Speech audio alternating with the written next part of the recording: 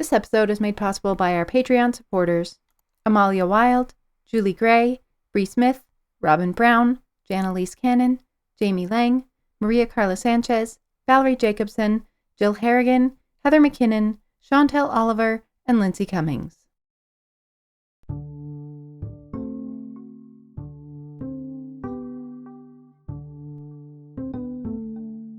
Hi, Katie. Hi, Olivia. The year is 780. 780. Okay. The place? Constantinople. Oh. Ooh. And the young Byzantine Emperor Leo IV has just died. Okay. His 24-year-old wife, or 26-year-old, or 28-year-old, or we don't know. Irene is facing a very serious problem. Her late husband's half-brothers, 5 of them in all, are determined that their oldest brother, Nikephoros, not Irene's 9-year-old son Constantine, should be ruling Byzantium. Okay. Predictable. The brothers are extremely well-connected, extremely vocal about what they see as their right to rule, and extremely numerous. Irene knows that even if she manages to shut down Nikephoros' particular claim to the throne, there are still 4 more brothers in the wings, ready and waiting to fight her every second of every day for the remainder of her young son's reign. So, what is a doting mother to do? Oh. What would you do? Ooh. What would I do, or what do I think she should do? We can look to history to see how other royal mothers have handled similar situations, I guess. And if we're in the year 780, well, there's got to be murder and violence going on. Sure, I mean, Olympias definitely probably murdered her sister wife Eurydice and Eurydice's children. Yeah, sure. In order to secure Alexander's place on the throne. It's the thing. Absolutely. Tog Empress Suchi had half of the court arrested and a few of them killed to make sure that her son stayed firmly under her own control. Right. You got a mother bear it. Yeah. Margaret Beaufort may or not have murdered the princes in the tower. There seems to be a pattern established here. Most royal mothers seem to choose either having the wannabe usurpers arrested or having them killed. Yeah. Irene went with a third, and to me at least totally unprecedented option. She had her husband's brothers ordained to the priesthood. Wait, what?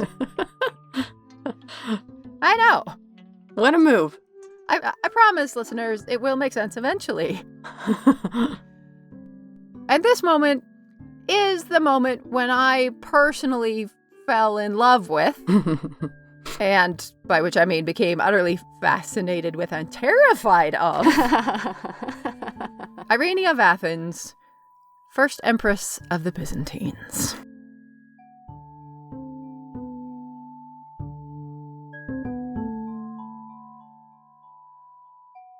I'm Olivia Mickle. And I'm Katie Nilsson. And this is What's Her Name? Fascinating women you've never heard of. When one is digging into the story of Irene of Athens, there is one person that you would very much want walking with you through this chaotic and fascinating hot mess that is Byzantium. And that person is archaeologist, historian, and Byzantinist. Byzantinist. My favorite word. Cool. Professor Judith Herrin. I'm Judith Herrin, and I have spent my life devoted to explaining what the Byzantine Empire is all about. I discovered it as an undergraduate student at Cambridge many, many years ago, and it seemed then to be extraordinary, wonderful, but very strange, and I just felt drawn to it and have been trying to understand it ever since. Professor Herrin is Professor Emeritus of Late Antique and Byzantine Studies at King's College London, a former president of the International Congress of Byzantine Studies, author of a dozen books, and, happily, an absolute delight to talk to. Fabulous. Irene was brought to Constantinople in 769 at somewhere between 13 and 19 years old, probably. What we do know is that her family had acquired a surname, Saranda Pihis, which just means 40 cubits. 40 cubits high, 40 cubits wide, a man of 40 cubits. Perhaps 40 cubits measured his wealth. And that was already a mark of distinction. So if they have family names in the 8th century, they probably consider themselves quite important. And we know that when she was summoned to marry the young prince, she sailed from Athens. So she arrived by sea in Constantinople on the Bosphorus. And we learn that the people of the city went down to greet her at the harbour.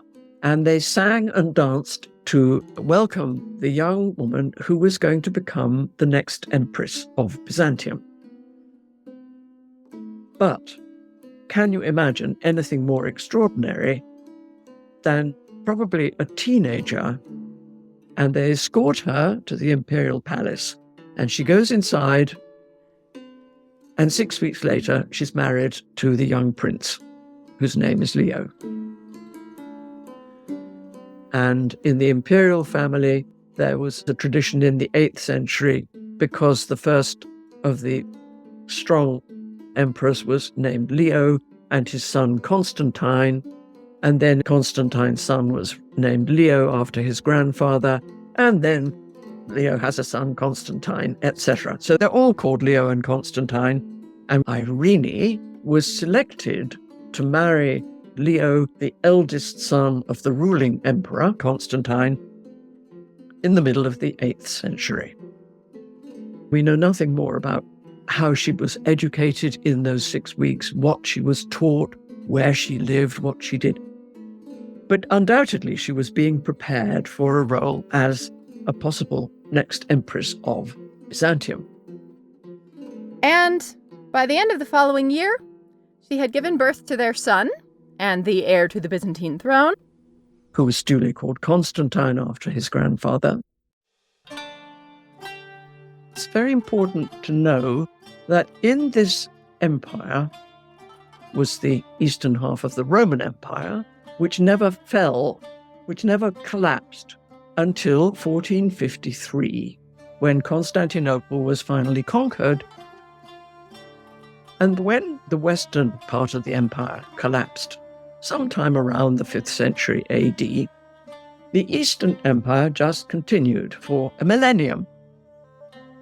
But because it was essentially in a Greek-speaking world, it added to all the Roman traditions of imperial authority, Roman military prowess, Roman technical engineering prowess, the dependence on Roman law, all the things that we associate with ancient Rome. It added everything that it had from ancient Greece. All of Homer, all the poetry, Sappho, all of Aristotle and Plato and philosophy, all of Greek mathematics, astronomy, cosmography, geography, you name it. Many, many dramatists who wrote tragedies or comedies, and we still admire plays like Lysistrata and the Medea and Cassandra and these other very, very critical figures that we associate with ancient Greek culture. And then, of course, all the gods and goddesses who feature in many of the plays.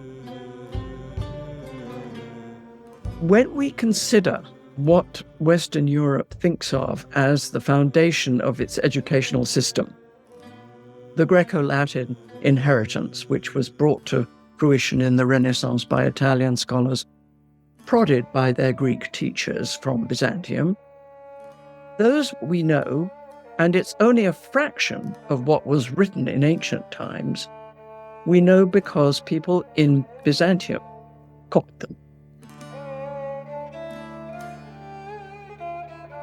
Greek was their first language, and Greek was the language of their education.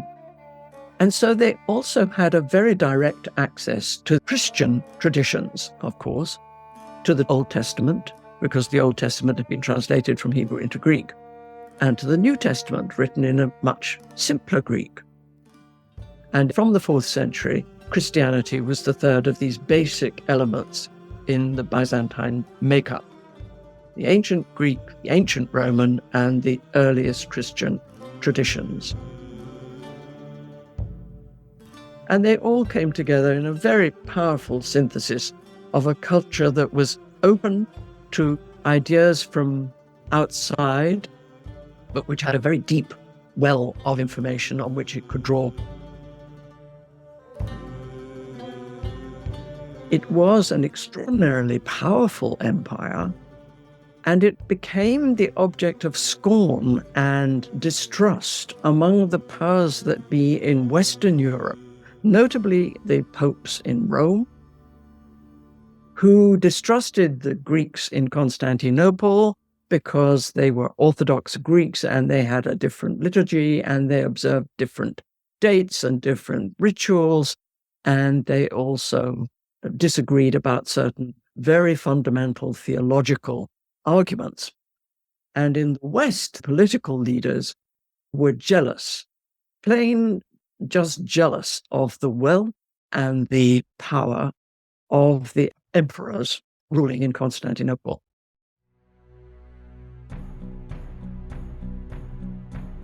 This was an exciting, shall we say, time to be living in Byzantium. Irene's father-in-law had been a big fan of military conquests. He had been out conquering and taking advantage of nearby civil wars to establish and then expand the empire. He had also lost quite a bit of territory in wars in the empire. And by the time he died, leaving the throne to his son, Irene's husband, military matters had taken a backseat to another big fight. The fight over icons. Icons! And this is an internal battle within Byzantium, but it is also very much an international religious controversy. It's one of the main reasons why Byzantium is not getting along very well with the western half of the Roman Empire. Mm-hmm. Because for most of Western Christianity and a lot of Eastern Christianity, icons, these images through which you access God or saints, are very enmeshed in religious worship by this point. Especially for an illiterate society, that's how you learn, that's how you focus your meditations. You know, when church services are in languages you can't understand, and no one is explaining to you the Bible lest you misinterpret it. Mm-hmm. But here in Byzantium, the fight between those who like icons, the iconophiles, and the people who hate icons, the iconoclasts, the icon smashers, right, has been going on for a long time, but it's still an absolutely furious battle inside the court itself. Many of the bishops in the church agree that these icons are leading the common people astray. Oh, sure, we elite educated people understand that we are praying through, not to, the picture. But the common folk... They shall not be a temptation, that ordinary Christians shall not be tempted to worship them. They're probably getting confused and breaking the second commandment and worshiping idols, and we can't have that. And part of the reason for that is that clearly, in addition to worshipping God alone, the Roman emperors, the Byzantine emperors too, still expected their subjects to give them due reverence. So there was a good deal of emperor worship as well.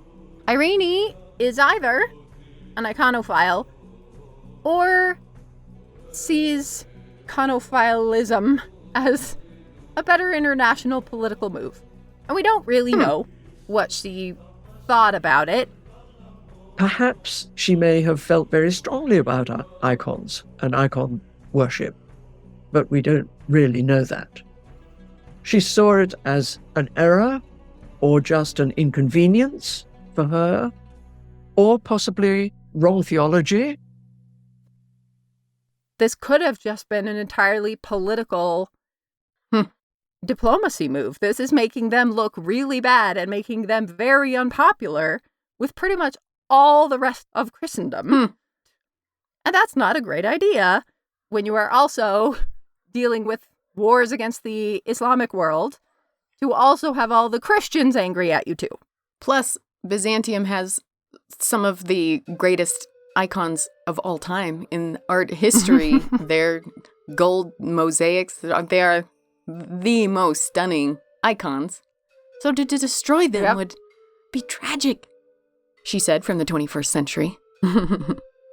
Luckily for us, a lot of them they only whitewashed over, or the best ones are the ones they bricked up. Yeah. So that we can just easily unbrick them. And they're beautifully preserved for us now. Like a treasure hunt. Irene's father-in-law and her husband are pretty dedicated iconoclasts. If Irene really was a dedicated iconophile, this may have turned out very badly for her. Luckily for her, her husband died pretty young. And so when an emperor died without leaving a son to inherit his power, or was killed in campaign, or suddenly went out hunting and fell under a tree, in those circumstances, the people who had to select a new emperor were concentrated in the court and very much in the person of either the mother or the widow or the sister of the emperor who had just died. And this is where we find women beginning to exercise considerable influence, if not outright power. I mean, it was a thoroughly patriarchal society in which males were given all the privileges and women were not even considered worth educating.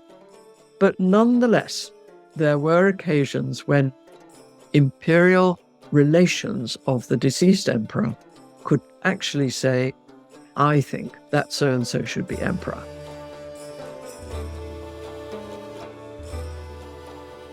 They have a young prince, but he's only 9 years old. Now, clearly a 9-year-old cannot rule effectively. He's going to need a regent. And his mother is the obvious person to protect his right to become emperor and also to rule, in a sense, for him until he comes of age. There are, of course, lots of other people who are very interested in ruling in the name of the young emperor.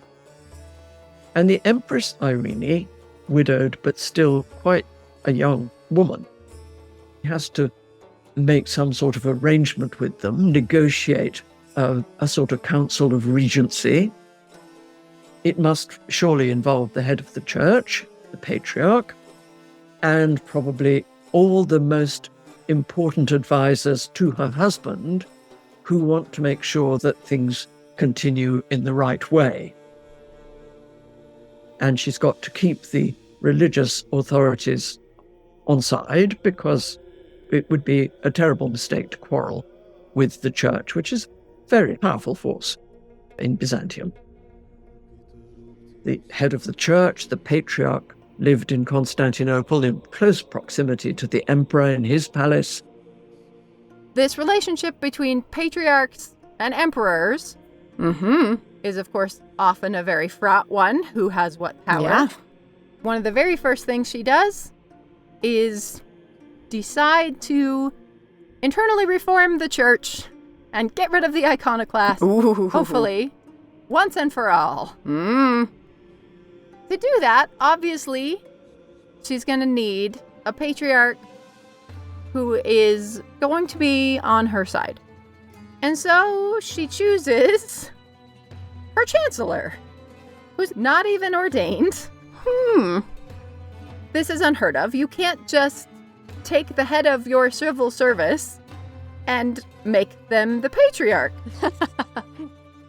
But she does. Well, I guess that's how you affect change. It's just like... This is, the equivalent of the Pope in the Catholic Church. Yeah. She just says, you know what? I think my bestie would be great at that job. Awesome. And installs him.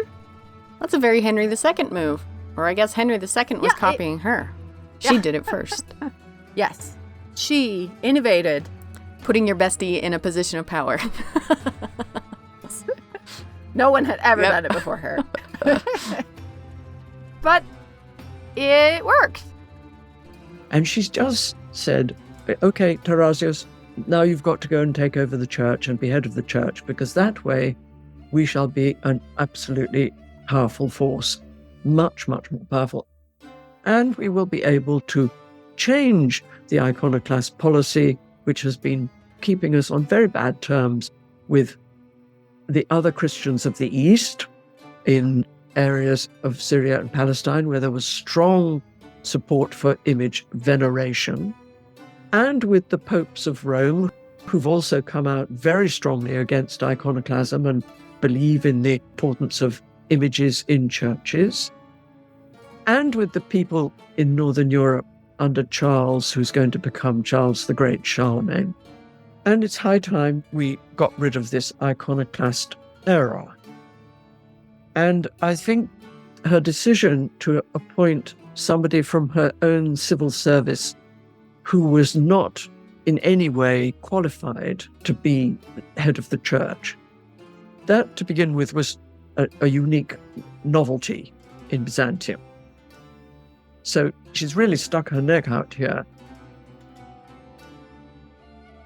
And somehow she gets away with this. Everyone shrugs and says, okay. And with Tarasius now installed as patriarch in Constantinople, she has the capacity to organize the church and to undo the policy of iconoclasm. Slowly, carefully, removing the iconoclast one by one, not removing the iconoclast from the government. Smart. So she's not just kicking everyone out. Okay. And it seems to work. And indeed, Christians were now told you should light candles in front of them, you should kiss the icon, you should reverence the icon, you should always remember that your prayers to the icon pass through the icon to the person represented. They go to the saint, to Christ, to the Mother of God who is represented on the icon. She also, very quickly, after her husband's death, has to deal with that in-law drama that we opened with. That's been building for a while. Her husband Leo's 5 younger half-brothers have been scheming to take the throne pretty much since he took the throne. Every couple of years, here they come again. They attempt a coup. They attempt an assassination. And Leo kind of half-heartedly, it seems to me, says, no, please don't do that. And, shuffles them off to exile somewhere. And then back they come again a few years later. And he says, no, we've talked about this. I need you to not try to kill me. And then sends them out somewhere else. So, of course, this is an opportunity not to be missed for them.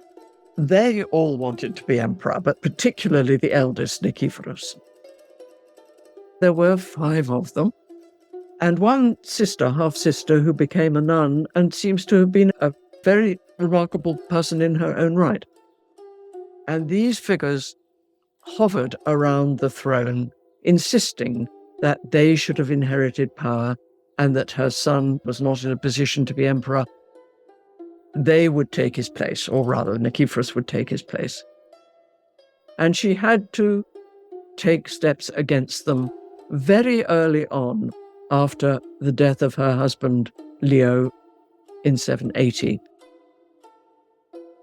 She is not going to half-heartedly shuffle them off. She is not going to spend her life waiting for the other shoe to drop. She is going to end this once and for all. And she does that, as we mentioned, by ordaining them to the priesthood. I love that. It's really smart. Plus, her bestie's in charge of the church. Yeah, exactly. She can absolutely just say, hey, So I would like them to be ordained, please. Mhm. But how? Why? Mm-hmm. Why is this her go-to move? How does that help anything? Yeah. Well, the answer is, as ordained priests, the brothers are officially out of the running to be emperor. An ordained priest cannot be the emperor, full stop. She has, in one fell swoop, completely destroyed any ambition they may have ever had for political influence. So brilliant. She's putting them in a pigeonhole over there. She's putting them in a low-ranking cleric rank at a far-flung monastery. Awesome. Very difficult to come back from.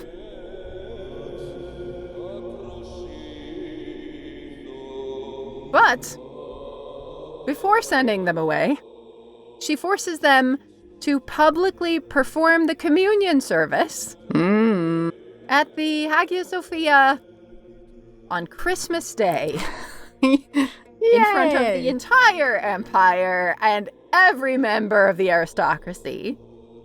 Thus publicly establishing Yes. who they are. These men are ordained, they are clerics, and they are unable to ever aspire to the throne. Clever, clever. Having solved that problem, Irene quickly moves on to the next order of business, which is managing her emperor's son. And that goes extremely well for a while. Until, Let me guess, he becomes a teenager. yes, annoyingly, he is growing up, Mm-hmm. as these royal sons tend to do, much to their mother's frustration. And by the time he hits 19, he is absolutely bristling Mm-hmm. at his mother's control. When her son chafed under her maternal influence and asserted quite correctly that by the age of 19 he should be allowed to take over what was rightfully his position as emperor. He's been very well educated and he has a tutor he's attached to. And this is John Pickrey. He's a very educated man who teaches Constantine how to be emperor. And Constantine appears to have had very close relations with his tutor and doubtless with many other servants who were loyal to him and supported him through his minority, because he needed a whole batch of people to help him to learn to be emperor. And his mother was clearly opposed to them. So there was a good deal of tension and rivalry. But in 790, Constantine managed to assert, and doubtless his servants and his supporters said, it's high time.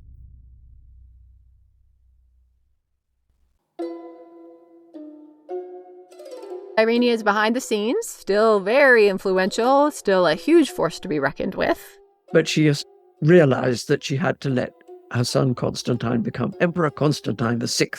And he had to sit on the main throne in the main reception hall of the great palace and legislate and be emperor and respond to many legal appeals, which took up a lot of time, and administrative matters. All these sort of basic things that emperors have to decide. So Constantine takes over that role, and Irene steps aside, but not too far behind. She's very anxious to remain an important, powerful person.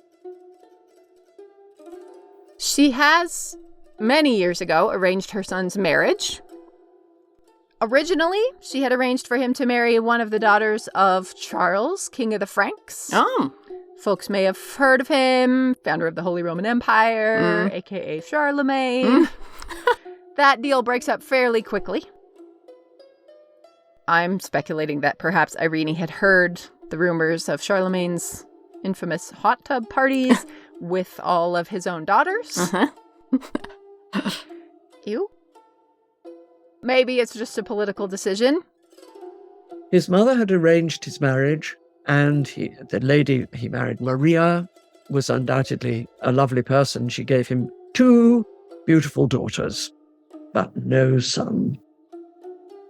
But Constantine has fallen in love with his wife's lady-in-waiting, Theodora. Not great, but probably, frankly, fine if he just keeps things on the down low, carries on with the public show of marriage, and just has a mistress like every proper emperor does. Mm-hmm. He does not do that. Instead, he decides that he needs to divorce his wife and marry his girlfriend. Wow. And I suspect that this problem of girls rather than boys lay a little bit in the background of his decision. This decision does not go over well with the people, especially since He decided to accuse his wife, Maria, of trying to poison him, which was the only grounds for divorce that could be admitted by the church. And he cooked up this idea that she was trying to poison him, and he banished her to a nunnery in disgrace. And, of course, her supporters and her servants and her courtiers all thought this was really wrong and bad, and they objected, and they tried to defend her. But Constantine announced that he'd fallen in love with this lady-in-waiting. Her name was Theodora. And he said he was going to marry her. At which point, the officials in the church said, no, you can't. You haven't got a divorce. You can't marry her. This is all illegal and irresponsible. So Constantine, gives up the plan as a bad idea. Ha ha ha ha ha! Just kidding. He persuaded one of the priests in the palace to marry them. And then they became legally man and wife, and he hoped that Maria would simply stay in the nunnery. Oh, well, that's one strategy. Apparently, his plan is that Theodora will give birth to a son, he will have a proper heir, and then everyone will calm down. They do not calm down. It was a disaster for Constantine. But it was a disaster that his mother tried to exploit by saying that Constantine really had shown that he was not worthy to be emperor. This, combined with the fact that he had various military disasters, which was held against him by the military, meant that there was a suspicion or an anxiety about his capacity to rule as emperor. And Irene just jumped on these instances of his unreliability and his unsuitability. And she did something truly terrible. Irene has her son arrested, imprisoned, and blinded, and crowns herself the first ever Empress Regnant of Constantinople. Why blinded? Ah, good question. And this was something that has really bothered me about this story. And I'm so glad that we have Judith Herrin here to explain it to us. Huh. It's a strategic political decision. She ordered that he be blinded. Because if an emperor loses his eyes, he cannot be emperor. In fact, if he loses any part of his body, he has to be a whole man to be emperor. Huh. If you lose a finger, you're out. If you lose a toe, you're out. If you are blinded, you are out. You cannot be in any way imperfect and still be the emperor. So she could have cut off a pinky finger or a toe. She went for the eyes. So that is reflecting her rage. And that apparently was seen as less bad than cutting off a limb, which was more normal. No. There's like a kind of a hierarchy, and blinding was pretty low. And with the blinding of her own son, that was a punishment considered less awful than death by hanging or decapitation. but it did effectively rule out his ever being emperor again. And indeed, blinding was considered a much less extreme punishment for rebellion or military revolt, disgracing the emperor, insulting the emperor, betraying the emperor to the enemy. All these major crimes for which death was normally the penalty. But in the law code issued in the early 8th century, mutilation did replace many of these capital punishments. So mutilation was a horrid thing, but it was considered a way of allowing life to continue, even in a restricted fashion. Only wounding you is a merciful way, and they could just kill you. Okay. So this is a merciful act, as horrific as it is to say, well, his mother blinded him. This was viewed as a merciful act to allow him to continue to live. Okay. But just make sure he can't be the emperor anymore. My brain struggles to see it as a merciful act, but that's how it was seen. And it was not just specifically a Byzantine system. All over the medieval world, people were punished by mutilation. Cutting of noses, cutting off of ears, or your tongue split. I mean, really nasty mutilations. Cutting off of a hand for thieves, very, very common. And occasionally even cutting off a leg so that people couldn't walk. I mean, you wonder whether they survived these terrible loppings off of limbs. You know, we're in ye olde times, and losing an arm or a hand or even a finger can very quickly kill you, right? There's no antibiotics. You're probably going to bleed out. So blinding is bad, but you're not going to die.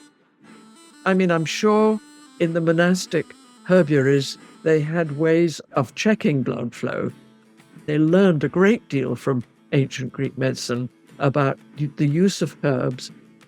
And there were drawings of surgical operations and how to save lives, so that there was a good deal of skill, although the hospitals in Constantinople and major cities undoubtedly knew what they could do to save people who'd lost a limb, those people who were mutilated as a punishment. They wouldn't have been offered those very splendid efforts to sustain their lives. He survived the blinding, and Theodora looked after him in a palace in the suburbs where they lived until he died a natural death, and indeed outlived Irene, as far as we know. But he was never considered to be a serious candidate to be emperor.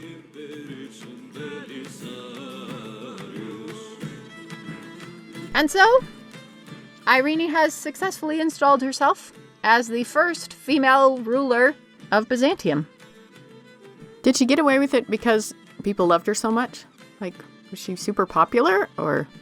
It's hard to tell, right? Because like all female rulers, pretty much, her story is reinterpreted by so many people, men, after her, that we have to filter out all of these centuries of really overt misogyny, retelling it. It seems more like it wasn't that she was so beloved, it was that her son was so annoying. People really didn't like him very much, and so she was better. She is competent, and she's familiar. She's ruled for 10 years before her son finally took over. Yeah, all right, we can deal with her.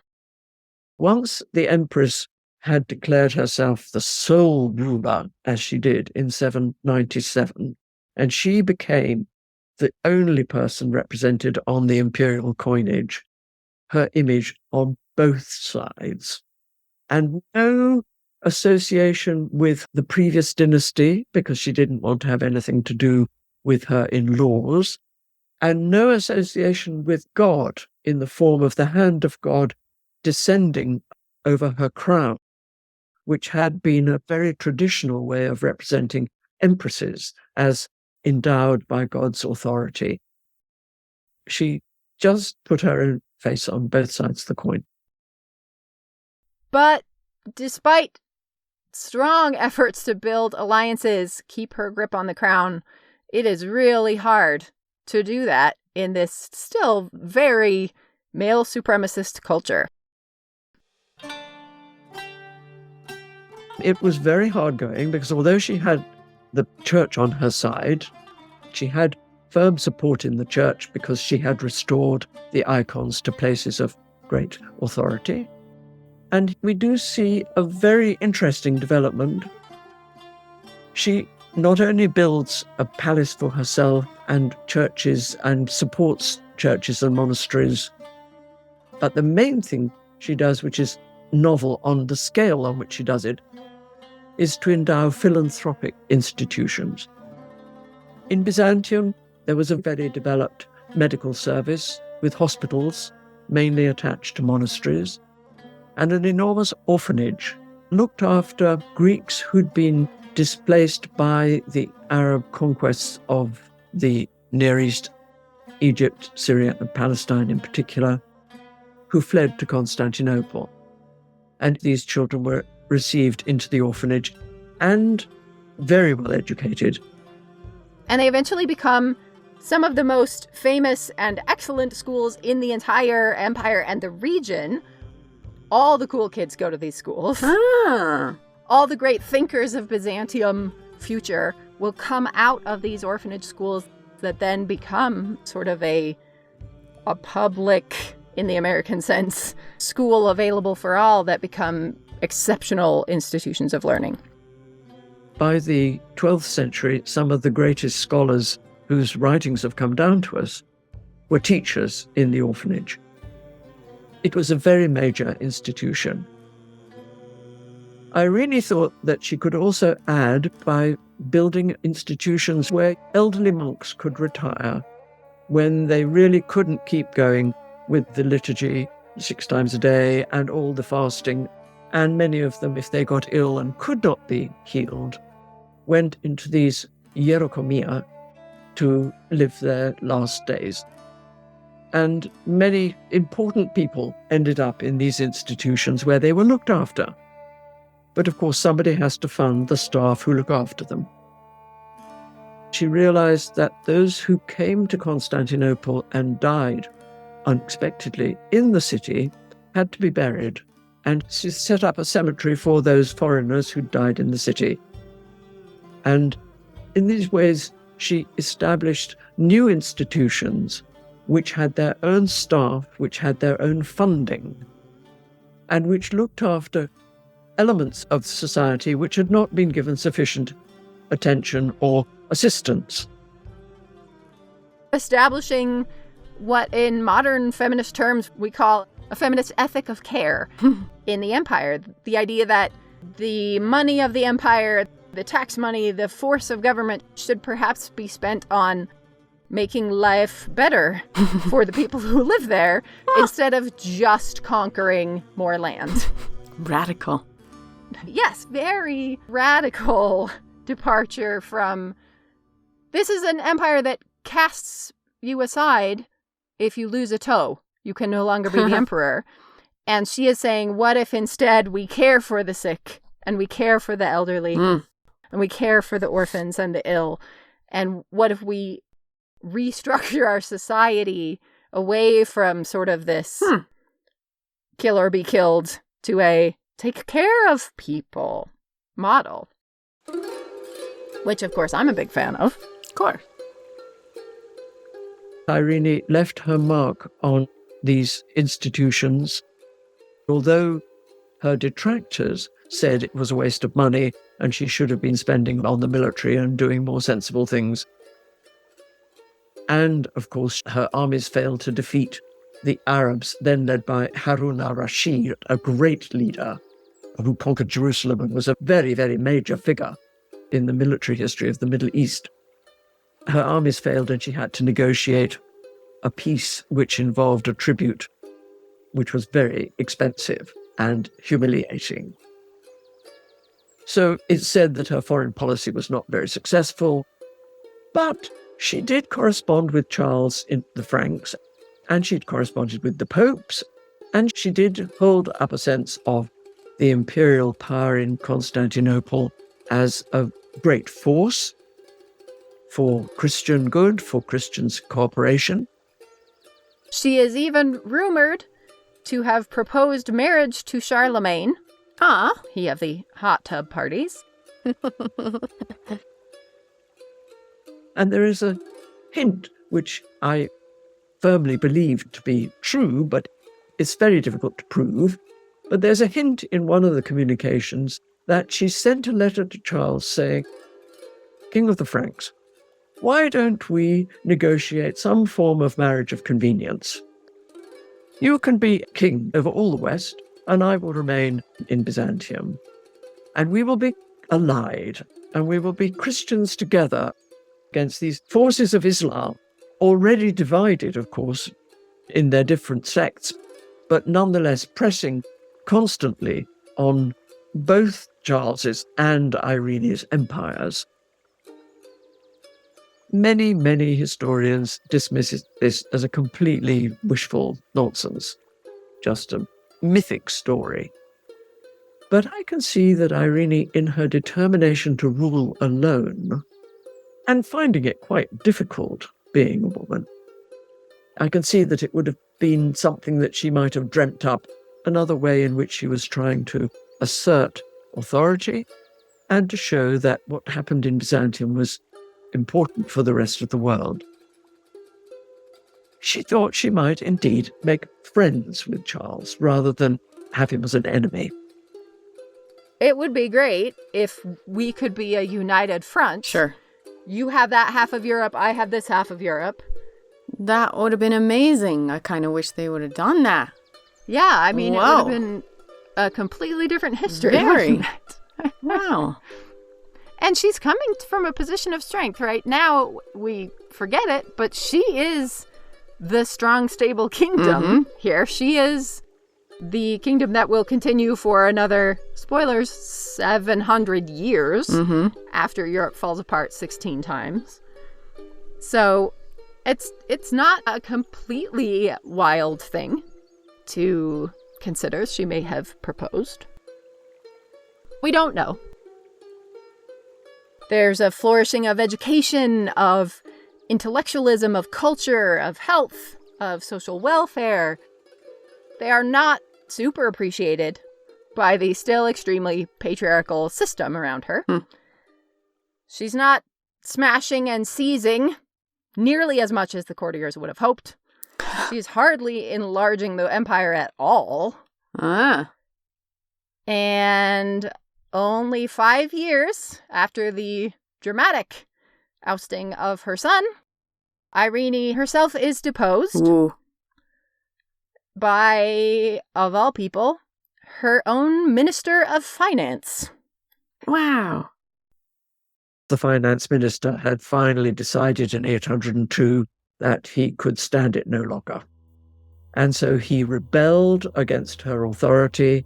He called on troops that were not loyal to Irene to support him. He got his civilian servants to support him, saying that her policies were financially ruinous for the empire. Irene, Empress of the Byzantines, is banished to the island of Lesbos. Was she blinded? She is not blinded, thank Hey! goodness. Did they cut off a toe, or did... They don't mutilate her in any way, Hey! so that's nice. Call it a triumph. She's just kind of shuttled off to a perfectly pleasant little nunnery.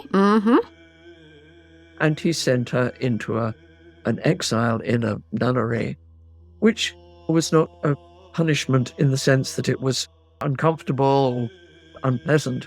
It was a perfectly comfortable exile where she was looked after. But he wanted her out of the way. She's no longer the queen of the world, but she's alive and can see and can move. She has to support herself by spinning wool. Okay. She is also clearly still fomenting trouble because she has soon moved to another island even further away. Presumably to keep her from having access to supporters and being able to mount a return campaign. Okay. Meanwhile, the finance minister declares himself emperor. Okay. And he then ruled as Nicephorus I in Constantinople, assuming all the powers of emperor. Constantine is still alive and available as far as we know. The former emperor who was ousted. Well, he's blind. But he's blind. And also the finance minister is clearly enjoying having the financial reins in his own hands, finally. Of course. And that's the sort of changeover where we can see how strong the Byzantine Empire was. The administration just noted new emperor, new acclamation, new face on the coins, and everything processed to the next stage. It was quite extraordinary how rebels, one day, hostile forces and isolated individuals, could the next day be installed on the throne, acclaimed by the crowds in the hippodrome.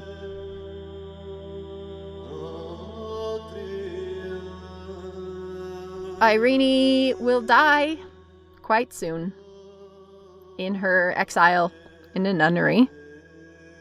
She died, I guess, of sadness, no longer being empress. But she was buried next to her husband, Leo IV, in the imperial mausoleum in Constantinople. And that reflects on the fact that she had been empress in her own right, first as the wife of the emperor and then as the mother of the young emperor Constantine VI. And I'm quite sure that in the corridors of the great palace, all the servants knew and told the younger generations as they came into service. We did have an empress once. Her name was Irene, and she did these amazing things. That's the way her name lives on. And we remember her.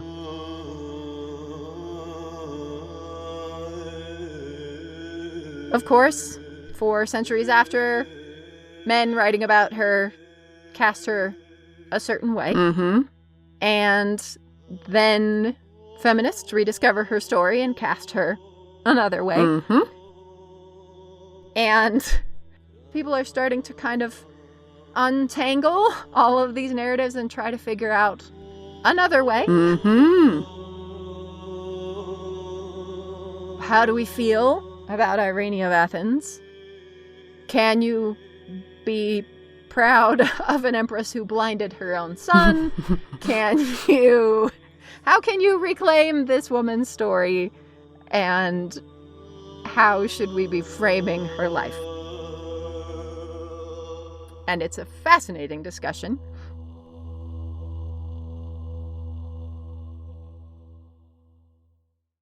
What we do know is that Byzantium itself will continue and thrive till the 15th century and will bring us all of the ancient Greek civilization, mythology, literature, stories that those of us who grew up in the US, at least, have been marinating in since elementary school. And I think whatever we decide we think about her, and I still have no idea what to think about her, it's important to think about her.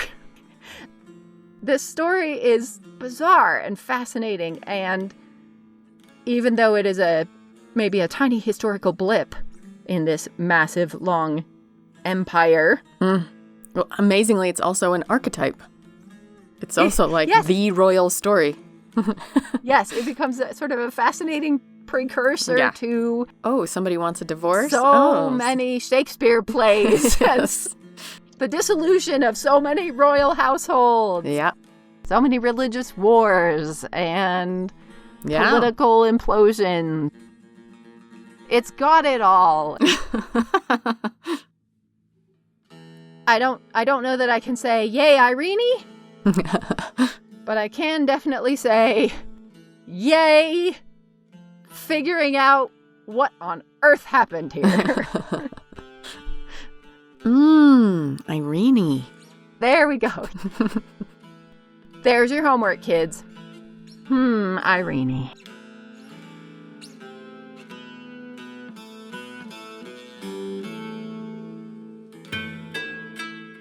Huge thanks to our guest, Dr. Judith Herrin. You can find links, resources, and more on our website at what'shernamepodcast.com. There you can also become a patron of the podcast and help us create more episodes. You can also follow us on Instagram, Twitter, and Facebook, where we post lots of photos each week. Music for this episode was provided by Michael Levy and Farya Faraji. Our theme song was composed and performed by Daniel Foster Smith. Our intern is Katie Boucher. What's Her Name is produced by Olivia Mickle and Katie Nelson, and this episode was edited by Olivia Mickle.